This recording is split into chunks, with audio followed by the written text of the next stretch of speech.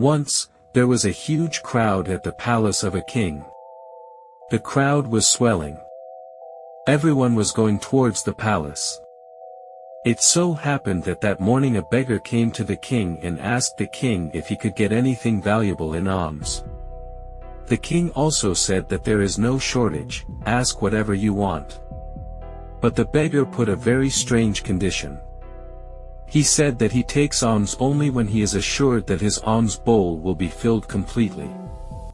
The monk also said, I will take alms only if you promise that I will not carry an incomplete alms bowl. The king laughed and said, What do you think of me? Will I not be able to fill even a beggar's begging bowl? And the king accepted the condition. The beggar also laughed and said, Your Majesty, please think again, because I don't know how many people have accepted this condition and they could not fulfill it. The king smiled and told his ministers to go and fill his alms bowl not with grains but with diamonds and pearls. The beggar tried to interrupt again, but the king said to the ministers, Don't waste time, go and fill his alms bowl with diamonds and pearls. The minister brought many diamonds and pearls and put them in the beggar's alms bowl.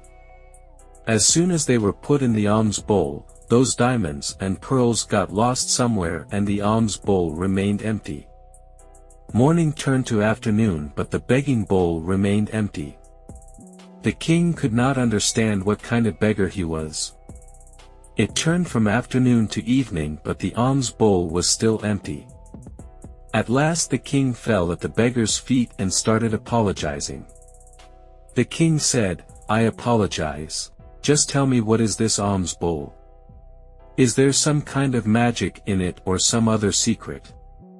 The beggar said, This is neither magic nor a mystery. Once when I was passing through a cremation ground, I found a man's skull lying there, and I made this alms bowl from it, and I myself am surprised, this skull made by the human mind never gets filled. The lesson we get from this story dash. Friends, you will never be able to fulfill the desires of your mind and body. If you want to achieve greatness, you will have to break this cycle of body and mind and rise above it. Our mind is full of greed. It can never be filled.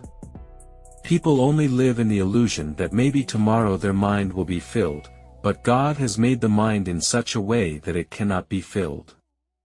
Our mind always keeps us trapped in some greed and keeps us away from our goals. Only those people who control their mind and continuously work for their success are able to progress in the world.